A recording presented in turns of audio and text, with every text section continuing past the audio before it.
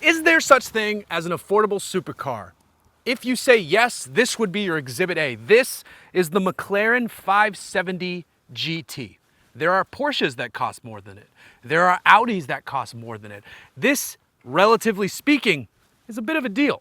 And I'm about to show you what the hell I'm talking about.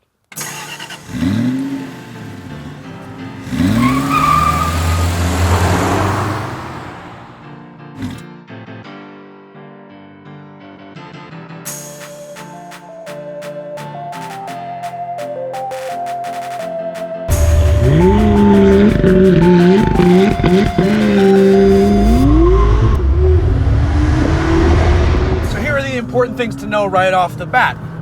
We're dealing with the same 3.8 liter twin turbocharged V8 engine we've come to know and love from McLaren. Here it's making 562 horsepower and over 440 pound-feet of torque, and it's backed up by a 7-speed paddle shiftable gearbox. And it's fast as lots of swears. This is supposed to be McLaren's entry-level car, their base vehicle that gets you into the sports series. Is the car fun? Yes, that's a dumb question, and you shouldn't have asked it.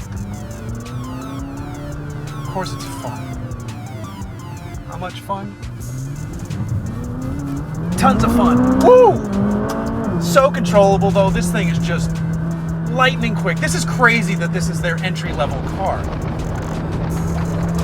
0 to 60 is in 3 seconds, probably less. It'll get to 100 in under 10 seconds. It's also comfortable, surprisingly quiet. It's livable. You could drive this daily and you wouldn't be considered a wildcat. I don't know why I went with wildcat there, but I did. This car is so easy to drive quickly, and it's so fun to do so too, because you have a rear driver with the mid-engine layout, and the seating position is excellent. It feels like you're connected to the front axle with the way your feet are. Here in the GT, you get this glass roof standard, and it just lends an airy feeling to the greenhouse cabin space of this car. You know what this car actually reminds me of? I know they guess they did something like this in the P1, but I've never driven a P1. This reminds me of an Acura NSX with the forward sight lines and the cab forward design, so to speak. I feel like I'm in an older NSX, except the NSX would never do this. This is the bargain of the supercar world, and that's crazy to say. This car, as you see it equipped, is $216,000. That's 911 Turbo S country. That's Audi R8 country. That's less than Lamborghinis. It's a little bit more than some Aston Martins and a little bit cheaper than others. It's perfectly suited to play battle in that now wonderful space occupied by a lot of great vehicles. This might be one of the best ones, though, all around, because you get the looks, you get the style, you also get the performance. Usually you get the performance or you get the looks. It's going to be slower than the rest of the competition, but look amazing, or it's going to be faster and be relatively boring. 911 Turbo. This is as fast as everything. This looks probably better than everything. You know what this looks like? This is basically a spaceship from the planet Sextacular.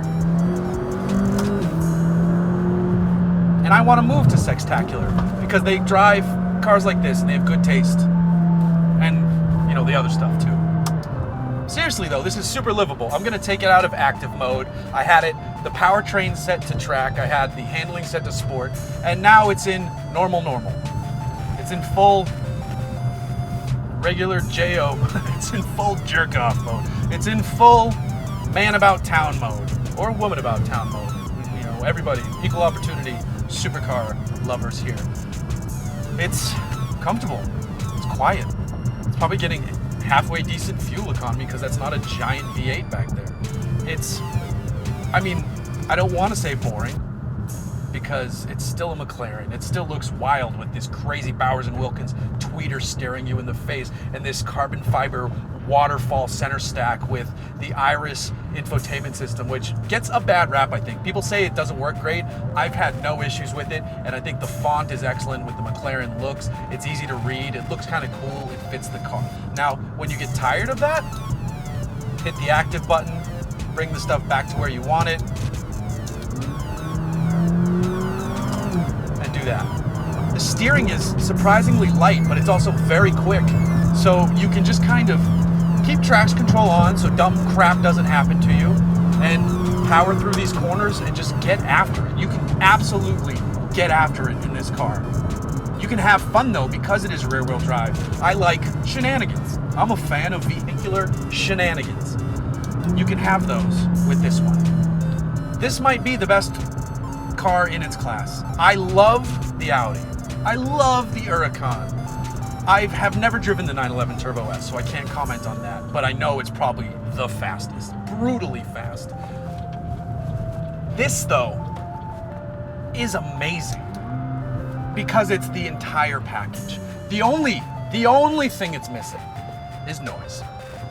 There's nothing exciting about the noise here. When the car first starts up, it has a great startup noise, but then it just kind of settles into this muted hum.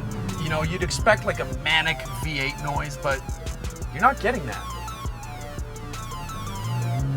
Your neighbors might appreciate that, but if you get up in the rev range, it sounds more sport bike than V8. And sport bikes are cool, but they're not my thing. Give me a V8, man. I mean, without even trying there, my speeds were dumb. Dumb, dumb, dumb. Dumb, dumb, dumb, dumb, dumb, dumb, dumb, dumb, dumb, dumb, dumb, dumb. I love this car. Love it, love it, love it. This is a McLaren that is both a sports car and a Grand Tourer, and it does both of them well. You usually do one or the other. This one does them both, and it nails both of them.